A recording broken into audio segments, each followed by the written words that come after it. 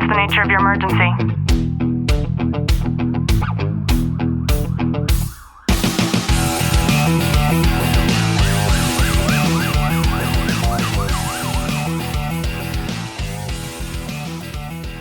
Welcome back to the Tactical Living Podcast. I'm your host, Ashlie Walton, joined by Sergeant Walton. Glenn, how are you? I'm good.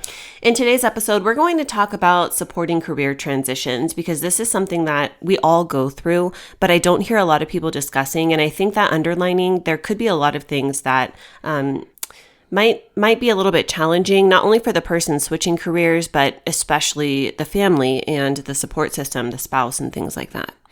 Yeah, one thing that really comes to mind with me, and I've heard this from like retirees and stuff, is like they retire and they don't know what's next, or if they're going into a different line of work, they don't know what's next. And so like I've always kind of used it as an example in my own head of, it's like when you have that song stuck in your head and it's just that never-ending cycle of it's only that one verse of that song's in your head, and you're not, until you close that loop, it's going to keep being there. Yeah. And, we've talked about the unhealthy identification of making your career your identity, but inadvertently, a lot of first responders make their careers more than just jobs, and it becomes a part of who they are. And so that can make transitions in law enforcement in particular feel incredibly personal. And also, when you have something like a role change even, it can bring a lot of uncertainty and excitement, but it can also bring this element of grief for that job that you left behind. An example would be somebody going from working patrol to a higher position where you kind of show up after all the action has already taken place. Yeah, it's an adjustment for sure, because like you want to be there, be hands-on, be involved, and like do what is so ingrained in you. And especially being in a supervisory role, like there are instances where you will be involved, but for the most part, you're the last one there typically, and you're trying to be that calm in the storm. It's very rare to find a person who transitioned out of their career who did it in like a flawless way. And I'm thinking of a couple people, but the first person that comes to mind for me is your dad. So he worked in the Navy, he worked as a CO, and I can't envision another person who had such a flawless transition into retirement outside of your dad. Like he did everything right. And so let's break it down a little bit and try to identify some of the reasons why. The first one for me is, number one, your mom was, she worked a little bit when you were younger, but she was a stay-at-home mom. And so your dad had this immense amount of support. Your mom is wonderful as a wife. She does all the things, right? She helps to, like the cooking, the housework, like all of the stuff that you would hope that a wife would be able to help to support with when she's staying home. And in addition to that, they have a lot of like-minded ambitions. So traveling is something that's major for them. And something that I've always seen with them is the excitement of having an opportunity to look forward to, but most importantly, to work towards, whether that means like, okay, we got to finish up all of these house projects before we go on this cruise, or, all of those things. That excitement of having something that's coming next still, I think has put them both in a really good trajectory. Yeah, having those projects, having something to look forward to is something that it's super important, not only when you transition to a new career or retire, but just as an ongoing thing. Because if you build it up before you even get to that point, meaning as if you're planning, trips, you're planning projects, you're doing this stuff not only when you're in your career, when you transition to it afterwards, it becomes kind of a normal thing that it's easy for you to transition out of. Yeah, and I think too, I'm thinking about somebody who isn't retiring and they're going from, let's use an officer who's going from patrol to a desk job for what, there's a million reasons why that could happen. That could be a major shift in identity for that individual. Yeah, and I'll use myself as an example. When I promoted to detective as a patrol officer, it goes from you're going 110 miles an hour all day long to, okay, now we're going to slow it down to 40 to maybe 30 depending on the day. But like, it's a different type of work and you're really busy, but it's not that go, go, go, go, go all the time.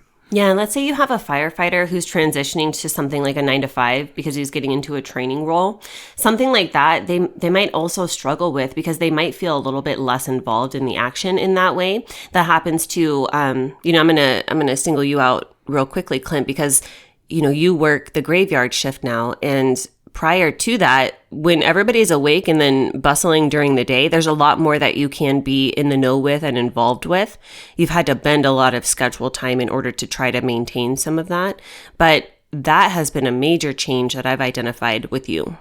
Yeah, and it's a struggle because especially with working graveyard, it's people don't show up till 7, 8 o'clock in the morning, and you've just worked all night and you're tired, you're not in the mood necessarily to go out and push yourself out there or to, have those meetings and to get in the know or the be in that circle of knowing what's going on. And it's being able to adapt it and adjust yourself to be able to still be in that know, but not overstretch yourself as well.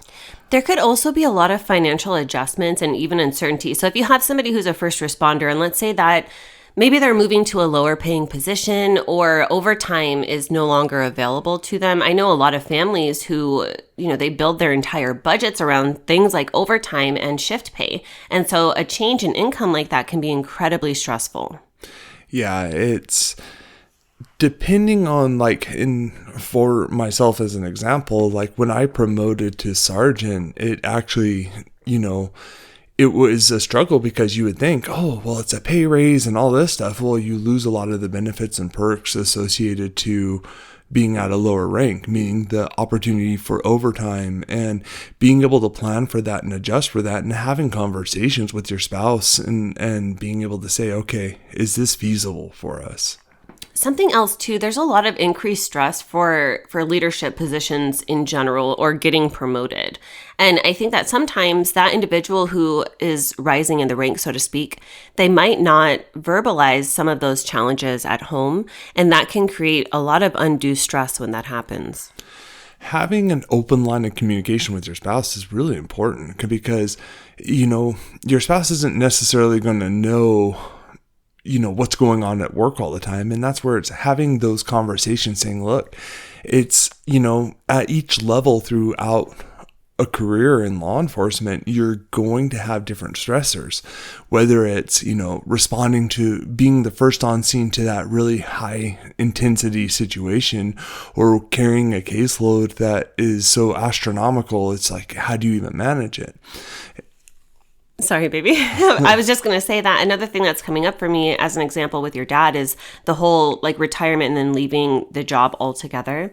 Because when you do that, I think that a certain sense of structure and identity of the job is also left too. And with that comes this immense importance of making sure that you're finding things to be able to fill that void. So a lot of side projects, you can even do mentorship roles. I know a lot of officers who retire and then they get other jobs right after. So it's so important to make sure that you redefine what your identity is outside of the job.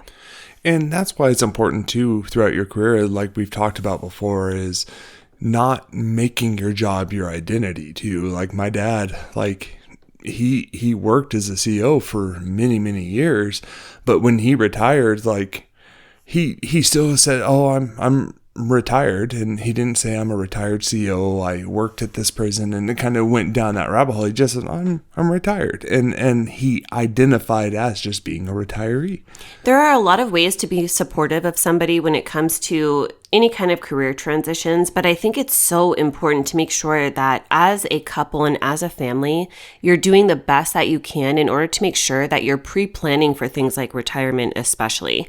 You and I think almost every week we have some kind of conversation that alludes to something that relates to when retirement happens. That could be something like our finances, when are we going to sell, if we're going to sell our rental property, where we're going to live, planning on whether or not we're going to be moving before you retire. Like there's a lot of conversations that go into that on a constant basis, but we have a generalization of what we want to do. And then of course, financially planning in a lot of different ways, having a lot of eggs in different baskets to make sure that, we're very fortunate because we both work so hard and we've never had to worry about things financially. A lot of that comes from my dad's wisdom in making sure that we were setting ourselves up at the onset of our marriage. And that, even if you don't have that right now, I think it's so important to start pre-planning for that. Yeah, you have to set yourself up early, especially for retirement. Like if you're not doing that when you get to the age to where you can retire, that shouldn't be the time you ask yourself that question. You got to plan for it. Yeah, I hope you've gotten some value out of today's episode. If you have, do us a favor, drop a review, subscribe down below, and as always, know that I'm sending you a long, tight hug from my home to yours.